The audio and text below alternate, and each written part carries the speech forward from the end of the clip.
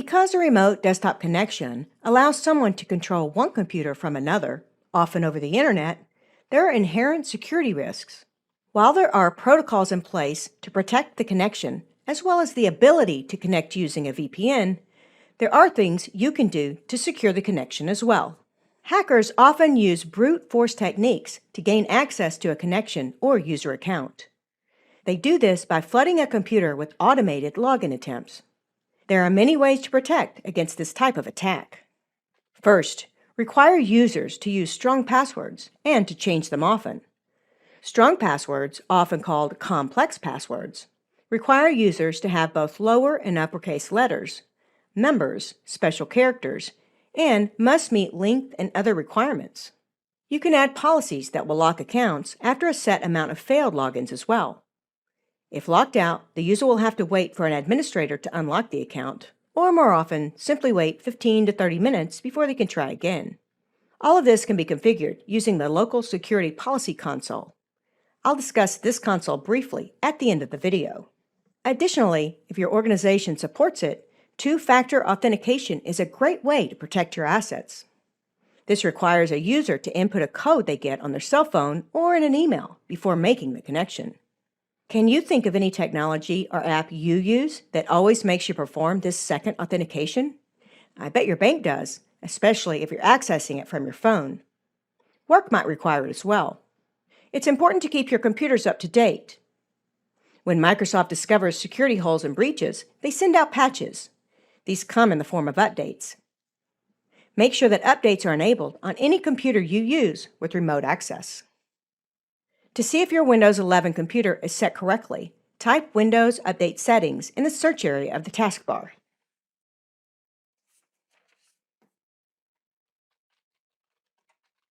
Then click it in the results.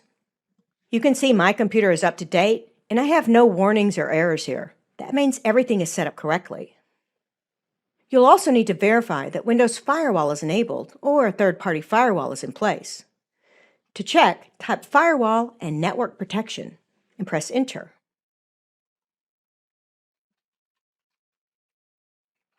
Here it is. It's in System Settings. Everything looks good here too. My firewall is on and there are no errors. There are additional options for network administrators, including changing the default port used by RDP from 3389 to something else. Changing the port makes it more difficult for hackers to find a way in if the default port isn't available.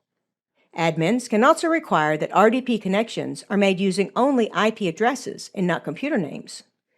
Again, it's simply more difficult to break in using an IP address over a computer name. Moving forward, if you're interested in looking at the security settings I mentioned earlier, we can look at the local security options to see what's available. Open a search window and type SEC-POL, and in the results, click Local Security Policy. Under Security Settings of the console tree, expand Account Policies. Now, you can do any of the following.